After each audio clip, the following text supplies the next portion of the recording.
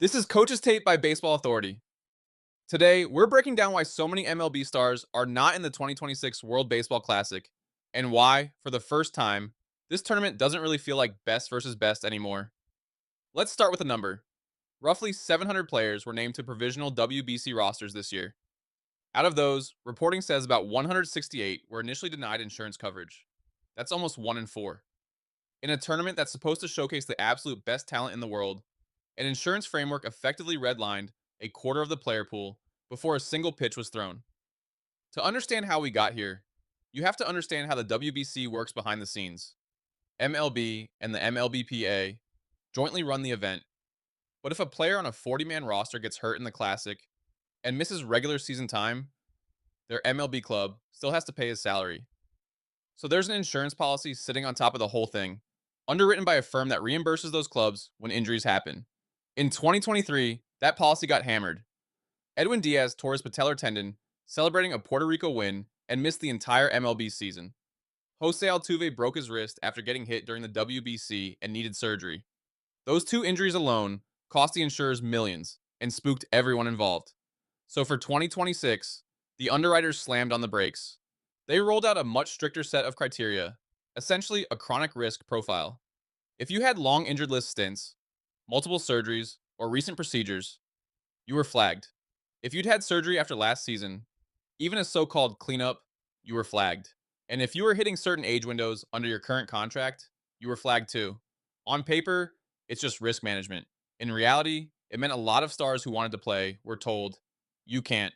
Let's go through some of the biggest names and how they got caught in the net. First, Puerto Rico.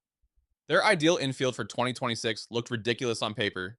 Francisco Lindor at short, Carlos Correa at third, Javier Baez at second.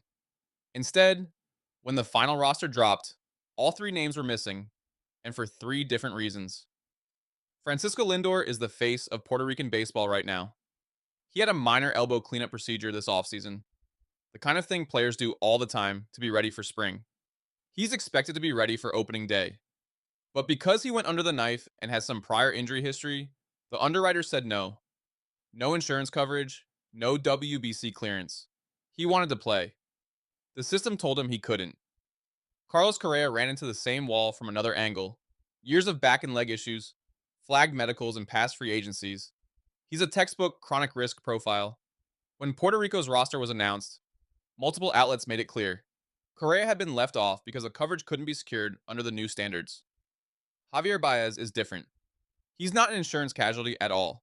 He's serving a 2-year WBC suspension after testing positive for marijuana during the 2023 tournament. That suspension runs through this year, which makes him ineligible for the 2026 WBC, regardless of what any insurer decided.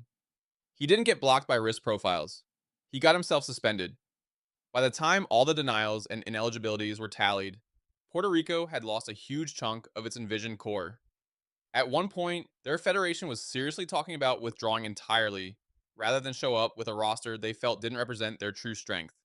In the end, they stayed in, but with a team that looks very different from what fans have been dreaming about for years. Venezuela got hit from a different direction. Jose Altuve is exactly the kind of player you want on this stage. Future Hall of Famer, national icon, still productive.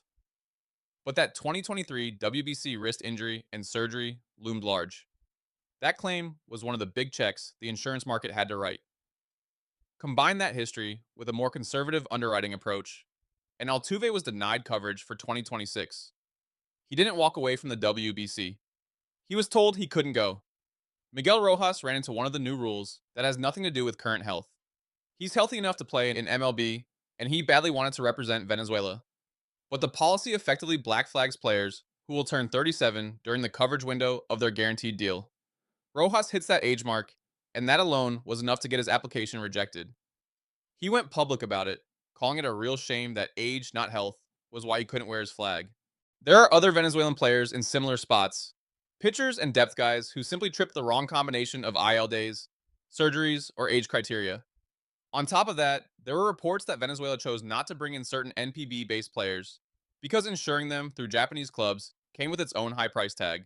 For them, the insurance environment hit both at the level of MLB stars and at the level of roster options. Now compare that to heavyweights like the United States and Japan.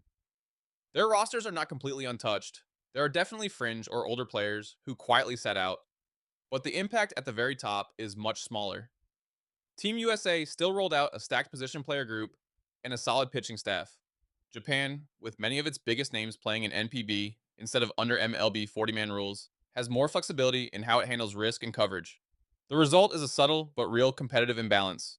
Some countries are getting their A teams, while others are getting something closer to an A minus or B plus version because of who insurers will sign off on. And then there are the stars who weren't formally denied, but whose decisions clearly live in the same ecosystem. Mike Trout is the clearest example. He's not on Team USA's 2026 WBC roster. The reporting around it doesn't frame that as a straight insurance denial. It's about his recent injury history and the Angels and his own caution after missing big chunks of multiple seasons with back, calf, and other issues. Even if he could technically be insured, you can see the logic. Extra high intensity reps before a long MLB season in an event that just produced one of the most infamous injuries of the last decade. For Trout and the Angels, the safer answer is not this time. So you end up with two categories of missing stars.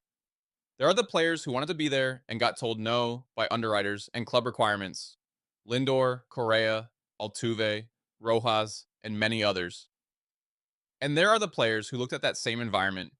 Remember Diaz and Altuve's 2023 injuries, looked at their own bodies and contracts, and decided to sit this one out. Prospects and younger arms feel the ripple effect too, and nobody has captured that frustration better than Jack Leiter.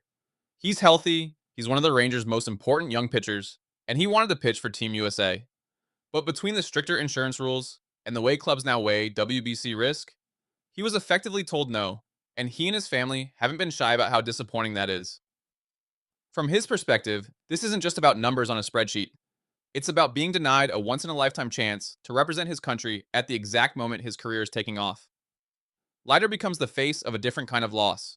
He's not a broken down veteran or a chronic injury case. He's the kind of young, exciting arm this tournament should be showcasing, and he still ends up on the outside looking in. That's how you know this isn't just a protect the old guys problem.